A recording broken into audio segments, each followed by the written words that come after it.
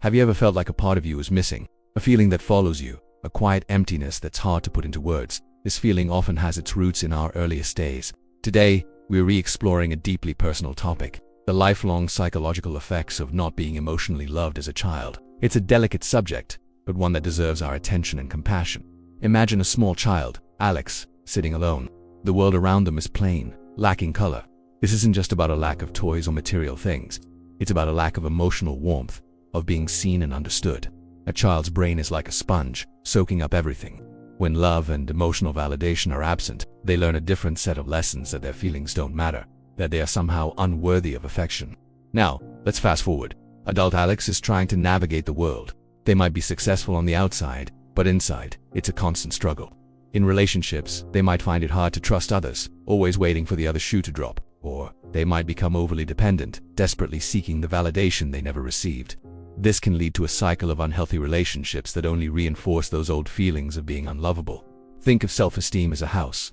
For someone who grew up with emotional support, their house is built on a solid foundation. But for Alex, it's like building a house of cards. The slightest breeze, a critical comment, a small failure can make the whole thing come crashing down.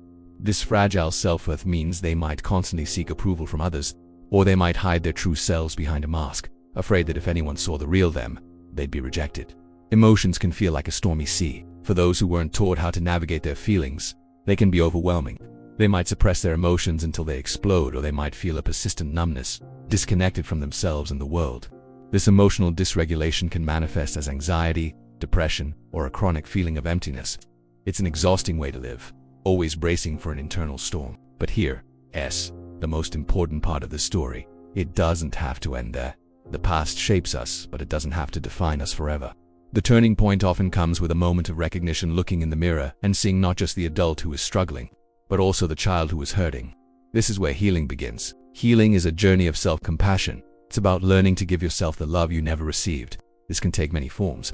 For some, it's therapy, a safe space to unpack the past with a professional guide. For others, it's practicing self-care, learning to listen to your body and mind. It's about setting boundaries, building healthy relationships, and celebrating small victories. As Alex starts this journey, you'll notice the colors starting to seep back into their world. The monochrome environment becomes vibrant. The mask comes off. The final scene isn't a perfect fairy tale ending. It's something more real and more beautiful. It's Alex finding peace in their own company, forming a genuine connection with someone who sees and accepts them, and understanding that their worth was never in question. The scars may remain, but they become a testament to resilience, a reminder of the strength it took to heal. If this story resonates with you, please know you are not alone. It is never too late to start the journey of healing, and to build a life filled with the love and validation you have always deserved. Remember, your past is a part of your story, but you are the author of the next chapter. Thank you for watching. If this video helped you, please consider liking and subscribing for more content on psychology and self-growth. Take care.